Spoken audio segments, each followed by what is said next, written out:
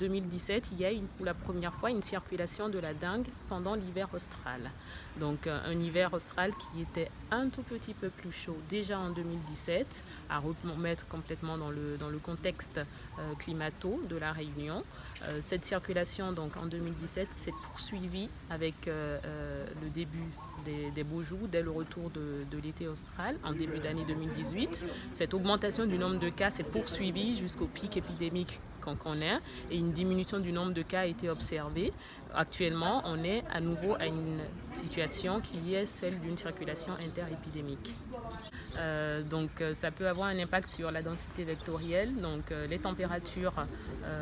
qui seraient favorables, la pluviométrie également, qui serait favorable aux moustiques tigres,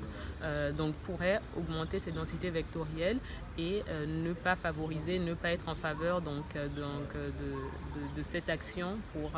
faire baisser considérablement le nombre de cas. Pour le moment, et on le sait, quand il y a eu une première vague épidémique, la réponse pour la deuxième vague, d'autant plus qu'il y a une circulation pendant cet hiver, ce qui est anormal pour le virus de la dengue,